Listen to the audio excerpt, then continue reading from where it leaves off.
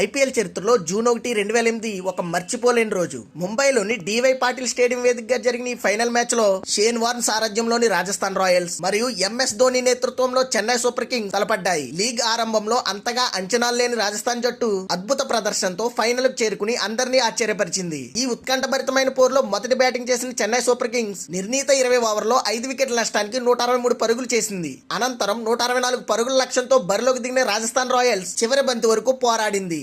ఆఖరి బంతికి ఒక పరుగు కావలసిన సమయంలో రాజస్థాన్ బ్యాటర్లు ఆ పరుగును పూర్తి చేసి 3 వికెట్ల తేడాతో ఘన విజయాన్ని అందుకున్నాడు. తద్వారా ఐపీఎల్ చరిత్రలో మొట్టమొదటి ఛాంపియన్ గా రాజస్థాన్ రాయల్స్ నిలిచింది. ఈ మ్యాచ్ విజయంలో యూసఫ్ పఠాన్ కీలక పాత్ర పోషించాడు. ఆయన బ్యాటింగ్ లో కేవలం 38 బంతుల్లోనే 56 పరుగులు చేయడమే కాకుండా బౌలింగ్ లో కూడా 3 ముఖ్యమైన వికెట్లు పడగొట్టాడు. ఈ అసాధారణమైన ఆల్రౌండ్ ప్రదర్శనకు గాను ఆయనకు man of the match award లభించింది. షేన్ వార్న్ నాయకత్వంలో యువ ఆటగాళ్లతో కూడిన రాజస్థాన్ జట్టు సాధించిన ఈ విజయం ఇప్పటికీ ఐపీఎల్ చరిత్రలో ఒక అద్భుతమైన కథగా నిలిచిపోయింది.